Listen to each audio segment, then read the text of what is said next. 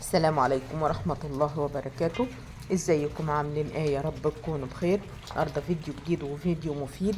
وحشتوني كتير كتير من الفيديو الاخير، بس ما تنسوش اللايك والشير فضلا وليس امرا.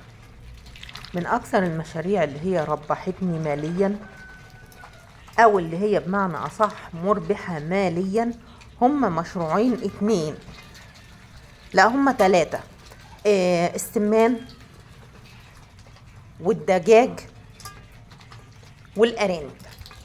بس الارانب بقى، شوفي اعرفي تختاري الارنب انهون علشان نتجنب الخسائر، لان هو فيه خسائر كتيرة.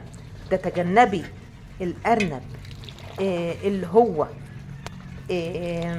قليل المناعة.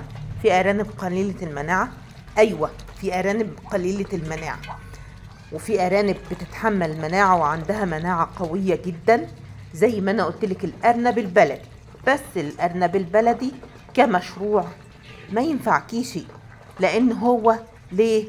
ده ارنب بيسيب في وسط الطيور كده، وبيعيش في وسط الطيور وبيتحمل كل حاجة. وفي نوعية تانية من الارانب بتتحمل واقل اصابة بالجرب، وبتشيل معاكي لحم. اما الارنب البلدي فهو مش هيشيل معاكي لحم، هو كله بركة، بس ما عدا انه يشيل معاكي وزن. البطن فيه العدد فيه مش كتير.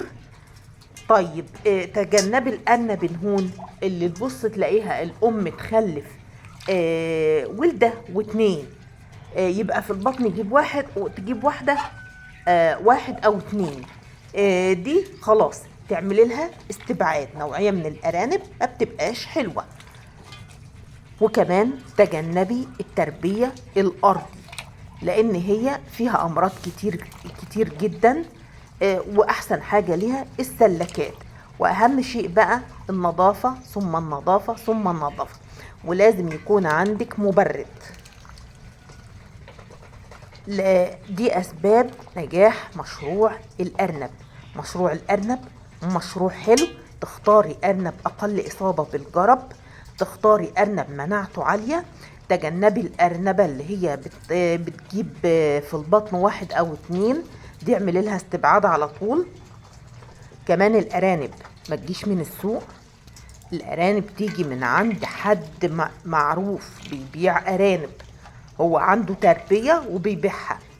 اما الارنب اللي في السوق ده فانت هتلاقي مشاكله كتير. التهوية الجيدة تمام. واول ما الارنبة تولد لازم تحط لها حلبة. ليه بقى؟ عشان تعمل اضرار عالي في اللبن. الحلبة من الاعشاب الحلوة جدا. الحلبة كمان مفيدة للطيور جدا. الحلبة كمان بتعمل عنقود بيض حلو. الحلبة حتى مفيدة للبط، مفيدة للإنسان. وكمان ليه بنحطها للأرنبة أول ما تولد؟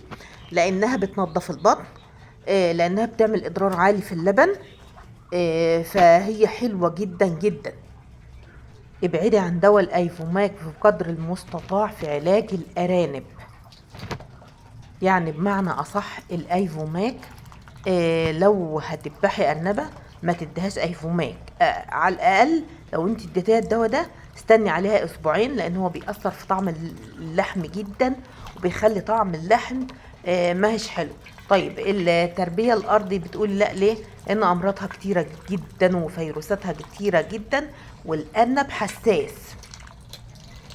ولازم تاخدي بالك جدا من التهاب الرحم عند الأرانب. بتعرفيه ازاي؟ لما تلاقي البراز عامل شبه الزبادي كده. وكمان لما تيجي تكسي الأرنبة تحس انها عشار، وهي ما بتبقاش عشار، ده بيبقى التهاب رحم. واذا وصلتي معايا لحد هنا ما تنسانيش من اللايك والشير فضلا وليس امرا. وهنا بقى حطيت البط ده خلاص، يعني انا باكل منه حاليا.